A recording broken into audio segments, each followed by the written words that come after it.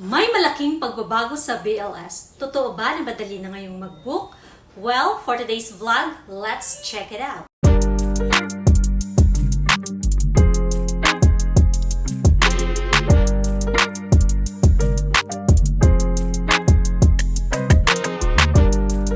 Hey everyone! Mga gwapo and gwapa, kamusta na po kayo? In this video, we'll be discussing the big update in BLS system. Ano-ano nga ba ang mga pagbabagong ito? Ano ang mga recent problems or concerns na bago nating mai-encounter? And last, totoo nga ba na may pagbabago sa requirements or additional na hinihingi for applying your national work visa? If you're interested in this kind of topic, well, stay tuned, but don't forget to click the subscribe button and hit that notification bell so that you'll get notified whenever I uploaded my new videos.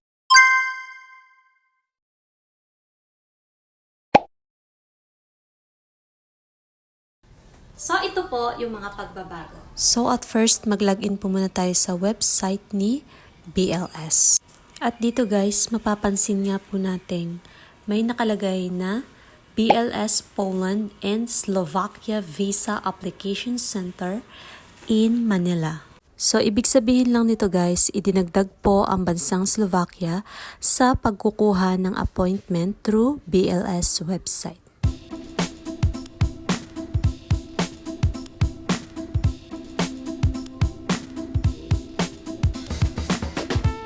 So dito po guys, makikita po natin ang appointment advisory na kung saan weekly basis na po silang nagre-release ng schedule.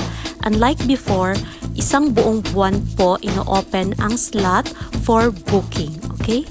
Please be aware that appointment slots are limited and operate on a first come and first served basis. Okay?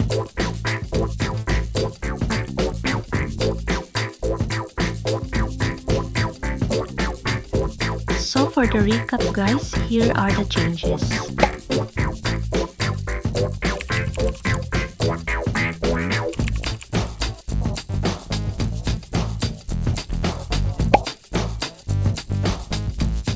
So upon checking, once po na mag-login kayo sa BLS website nang hindi po specific date, ganito po yung problem na may encounter.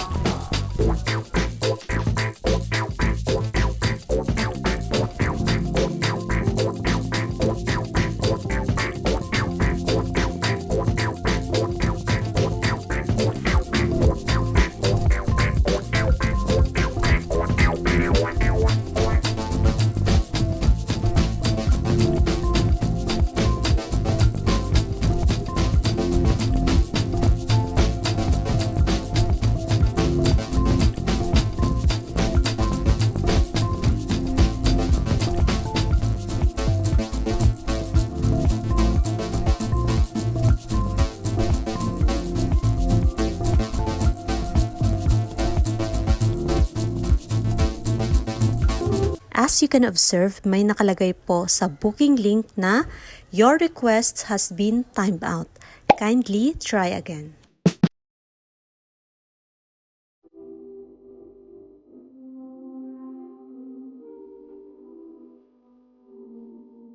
Once po may ma-encounter tayong ganito, punta lang po tayo sa fill your appointment form. And i-fill up lang po natin doon ang mga necessary information na hinihingi nila. Okay? At dito guys, may makikita po tayo sa application list na success details added successfully. At makakapag-proceed na po tayo ng booking for our visa application. But first, we have to click the send OTP and to verify the code na ibinigay ni BLS. After that, may marireceive tayong booking link na kung saan pwede po nating mai-access ang calendar ni BLS. And bingo, meron pong available slot for March 2025. So upon checking the website, ito po yung mga requirements na need nating i-comply for applying your national work visa. And take note guys, yan pa rin po ang mga existing requirements na need nating i-comply kapag mag-undergo na po tayo ng visa appearance. However, meron pong mga applicant na hiningan ng mga supporting documents nung sila po is nag-visa appearance. At ito nga po yon. So, para po walang maging problem, ready na po natin ahead before the schedule of our visa ang mga possible na supporting documents na hinihingi nila. Okay? Dahil meron po kami mga kapwa applicant na nung nag-visa appearance sila is hiningan po sila ng mga supporting documents and yet 1 week lang po ang ibinigay sa kanila ng konsul para makomply ito. Okay? So, much better, naka-ready na po ang mga documents na iyon. So, kapag hindi po natin ito na i-comply, so maaaring ito pa po yung maging reason ng pagka-refuse ng ating application for National Work Visa.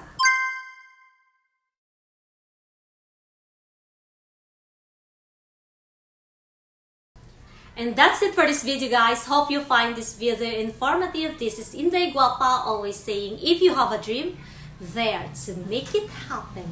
Bye!